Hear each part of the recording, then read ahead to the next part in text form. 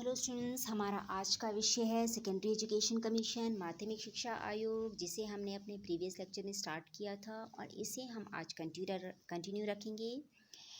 उस लेक्चर में हमने जाना था अपने लास्ट लेक्चर में कि जो माध्यमिक शिक्षा आयोग है वो क्या है, उसकी स्थापना किस प्रकार हुई, गठन किस प्रकार हुआ, किन परिस्थितियों में हुआ और उन्होंने माध्यमिक शिक्षा में क्या क्या दोष उनके द्वारा पाए गए एवं पाठ्यक्रम निर्माण से संबंधित उन्होंने क्या क्या सिद्धांत थे वो प्रस्तुत किए। ठीक है, आज हम जानेंगे उन्होंने करिकुलम डेवलपमेंट के रिगार्डिंग क्या क्या जो रिकमेंडेशंस थी वो दी। ठीक है, now new organisational pattern of secondary education, माध्यमिक शिक्षा आयोग का नवीन संगठनात्मक ढांचा। ठीक है, न्यू ऑर्गेनाइजेशनल पैटर्न। सबसे पहले आपके लिए याद रखने योग्य बात यह है कि जो ड्यूरेशन ऑफ सेकेंडरी एजुकेशन थी वह आयोग द्वारा क्या निश्चित की गई थी। उनके अनुसार जो सेकेंडरी एजुकेशन है that should be for children between 11 to 17 years. जो माध्यमिक शिक्षा है वो 11 से 17 वर्ष तक के आयु वर्ग के बच्चों के लिए होनी चाहिए। And it has divided into 7 years education, और इसे 7 साल की शिक्षा के रूप में जो था उसमें डिवाइड किया गया। Junior high school for 3 years and high school for 4 years. ठीक है, the commission has recommended the introduction of 3 years degree course. इसके साथ उन्होंने 3 वर्षीय डिग्री कोर्स के लिए भी जो सुझाव था वो प्रस्तुत किया था। For this secondary education should continue up to 11th class. उनके अनुसार जो 11वीं कक्षा है उसे माध्यमिक शिक्षा के साथ जोड़ा जाए और जो 12वीं कक्षा है 12th class should be added to the first degree course of university.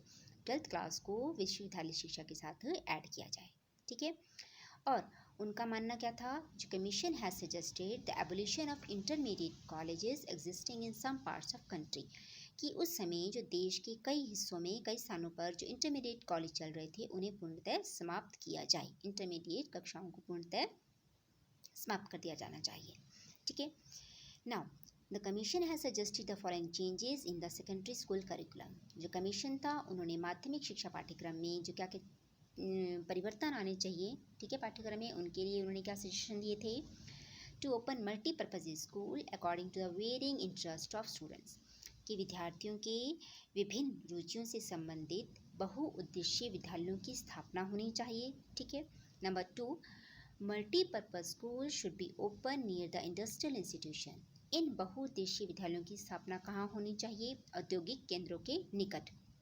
Y The students of these two types of institutions should learn from each other, ताकि इन दोनों institutions के जो विद्यार्थी हैं वो एक दूसरे से सीखने की अवसर प्राप्त कर सके। Third one is agriculture should be a compulsory subject for schools in villages. जो कृषि है उसे ग्रामीण क्षेत्र के विद्यालयों में एक अनिवार्य विषय के रूप में ऐड कर देना चाहिए। Fourth one is in big cities, बड़े शहरों में technical area should be established. एक टेक्निकल एरिया जो टेक्निकल एजुकेशन से रिलेटेड हो वो एस्टेब्लिश होना चाहिए on the demands of local public, स्थानीय लोगों की डिमांड पर। ये तो थे आपके कुछ स्कूल करिकुलम के रिगार्डिंग जो चेंजेस होने चाहिए वो। नेक्स्ट, आयोग के अनुसार subjects of lower secondary education, lower secondary level पर सब्जेक्ट क्या क्या होने चाहिए। Mathematics, general science, languages, social studies, physical education, art, handicraft and music etcetera for this stage. ठीक है, now at for secondary education, जो सेकेंडरी एजुकेशन थे उस स्तर पर उन्होंने जो सब्जेक्ट्स थे उनको 7 ग्रुप्स में डिवाइड कर दिया था। ठीक है, ये 7 ग्रुप्स क्या थे आपके, ह्यूमैनिटीज़ में आपका रिलेटेड टू मानविकी आर्ट्स आ सकता है। ठीक है, आएगा। Now humanities, science, agriculture, fine arts, industrial subjects, commercial subjects and home science. ठीक है, now the medium of instruction, आयोग के अनुसार मीडियम ऑफ इंस्ट्रक्शन क्या होना चाहिए। द मदर टंग, मातृभाषा, और स्टेट लैंग्वेज या फिर क्षेत्रीय भाषा, ये दोनों मीडियम होने चाहिए इंस्ट्रक्शन के। ठीक है, और इससे रिलेटेड उन्हें जो 2 आइडियाज़ प्रेजेंट किए थे वो क्या थे।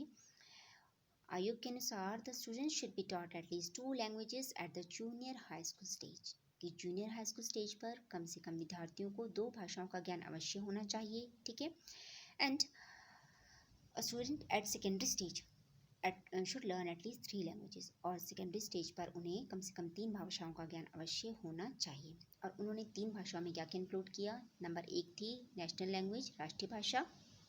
नंबर 2 मदर टंग और रीजनल लैंग्वेज, मातृभाषा या फिर क्षेत्रीय भाषा। एंड नंबर 3 फॉरेन लैंग्वेज, विदेशी भाषा। ठीक है, ये थे आपके medium of instruction. Next, curriculum would be of two types. उनके अनुसार जो करिकुलम है वो दो टाइप का होना चाहिए। नंबर एक, कोर करिकुलम। कोर करिकुलम का क्या अर्थ था? जो curriculum that is common for all student, जो सब स्टूडेंट्स के लिए कॉमन है, ठीक है।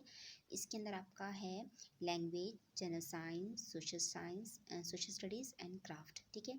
और इस कोर करिकुलम के साथ ही उन्होंने कहा कि every student has to take 3 subjects. हर एक विद्यार्थी को 3 सब्जेक्ट्स लेने हैं, ठीक है, at the highest stage out of following 7 group में से, ठीक है, 3 सब्जेक्ट्स लेने हैं। नंबर 1 ह्यूमैनिटीज़, इसके अंदर आपका आएगा क्लासिकल लैंग्वेज, ठीक है, आपके शास्त्रीय भाषा, history, geography, economics, civics, psychology, logic, music, domestic science etcetera this. Science में आपका physics, chemistry, biology, geography, mathematics, physiology, hygiene, technical applied mathematics में geometrical drawing, applied science, elements of mechanical engineering, electrical engineering. Fourth is related to commerce, bookkeeping, commercial practice, commercial geography, shorthand typing. Agriculture में आपका general agriculture, सामान्य कृषि विज्ञान, animal husbandry, पशुपालन, horticulture. आपका इसमें horticulture आपका किससे संबंधित होगा? एंड बागवानी, वनस्पति शास्त्र, ठीक है। हॉर्टिकल्चर आपका वनस्पति शास्त्र एवं गार्डनिंग, बागवानी, एग्रीकल्चर, केमिस्ट्री, ठीक है, कृषि से संबंधित रसायन, बॉटनी। फाइन आर्ट्स में आपका history of art, drawing, designing, painting, modelling, music, dancing. Home science में आपका होम इकोनॉमिक्स, गृह संबंधित जो अर्थशास्त्र है वो, न्यूट्रिशन, पौष्टिक आहार से संबंधित, कुकिंग, मदर क्राफ्ट, मातृकला, चाइल्ड केयर, जो शिशु पालन है वो, हाउस होल्ड मैनेजमेंट, गृह प्रबंधन, होम नर्सिंग, गृह से संबंधित जो भी नर्सिंग से रिलेटेड है विषय वो। Besides this, a student may take at his option one additional subject from any of above groups. और इसके अलावा कोई भी विद्यार्थी एक एडिशनल सब्जेक्ट ऊपर मेंशन ग्रुप में से अपनी इच्छा अनुसार ले सकता है, ठीक है। ये तो था आपका division of subjects at a second stage. Now, quality of text books defective. आयोग का मानना था कि उस समय जो पाठ्य पुस्तक थी उसमें बहुत सी त्रुटियां थी, ठीक है, और मतलब कि जो पाठ्य पुस्तकों की स्थिति थी वो संतोषजनक नहीं थी, और सेंट्रल लेवल पर और स्टेट लेवल पर अच्छी गुणवत्ता वाली पाठ्य पुस्तक पब्लिश करने के लिए कोई भी प्रयास नहीं किया गया था। तो त्रुटियों में आप काउंट कर सकते हैं कि उनका आयोग का मानना क्या था? उस समय की पाठ्य पुस्तकों में दोषपूर्ण भाषा का होना, अच्छे कागज़ का उपयोग ना किया जाना, असंतोषजनक छपाई, प्रिंटिंग जैसे प्रॉपर नहीं थी, अच्छी नहीं थी, स्पेलिंग मिस्टेक्स थी, जो पिक्चर इलस्ट्रेशन थी, ठीक है, वो पुअर क्वालिटी की थी, ठीक है। तो ये बहुत सारे डिफेक्ट्स थे जो आयोग द्वारा उसमें पाठ्य पुस्तक में पाए गए। तो उस समय इन दोषों को देखते हुए जो आयोग था उन्होंने एक निर्णय लिया, सिलेक्शन ऑफ टेक्स्ट बुक्स। ये डिसीजन किससे संबंधित था? Selection of text books. उनका मानना था कि commission has open that text book should be selected on the basis of their merits and utility. कि जो पाठ्य पुस्तक है उनका सिलेक्शन किस बेसिस पर होना चाहिए? उनकी मेरिट्स, उनसे जो बेनिफिट्स है वो, और यूटिलिटी, उनकी बुक्स की उपयोगिता क्या है उसके आधार पर। And for this purpose the commission has recommended the appointment of a high power committee which will select books for all the classes. और इस उद्देश्य की पूर्ति के लिए उन्होंने क्या कहा कि सर्वोच्च स्तर की कमेटी की अपॉइंटमेंट होनी चाहिए, उसका गठन होना चाहिए, जो सभी कक्षाओं के विषयों के लिए जो बुक्स है वो उनका चयन करेगी, ठीक है। और जो अभी हमने बात की थी स्टैंडर्ड ऑफ प्रोडक्शन, ठीक है, प्रकाशन से संबंधित उनकी printing, paper use, picture quality, इन सब से संबंधित जो डिसीजन है वो भी किसके आधार पर लिए जाएंगे? सिलेक्शन के बेसिस पर, ठीक है। And in the opinion of commission the following person will constitute the high power committee for selection of text books. और उन्होंने इस कमेटी में किन किन जो पर्सन हैं उनको इंक्लूड करने के लिए कहा। हाई कोर्ट जज, उच्चतम न्यायालय के न्यायाधीश, a principal of some government education institutions, member of public service commission, vice chancellor of university, विश्वविद्यालय के उपकुलपति, टू एमिनेंट एजुकेशनिस्ट, तो विशिष्ट योग्यता संपन्न शिक्षा Shastri, and director education of the state, शिक्षा निदेशक। And the commission has further suggested that the textbooks chosen should not be changed soon. उनका मानना था कि एक बार जो पाठ्य पुस्तक निर्धारित की गई कर दी जाएंगी वो बार बार उसमें परिवर्तन नहीं होगा, क्योंकि उनमें बार बार परिवर्तन होना एक तरह की प्रॉब्लम क्रिएट करेगा for teachers and as well as for students, ठीक है। And in addition to textbooks, each school should have some such books which may impart general knowledge to students.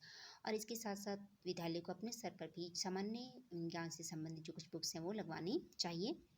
The teacher should also be provided with new literature. Teachers को के लिए भी जो new साहित्य है उससे संबंधित बुक्स और उनकी इंटरेस्ट रुचियों की को कंटिन्यू रखते हुए जो कुछ बुक्स हैं वो अध्यापकों के लिए भी होनी चाहिए।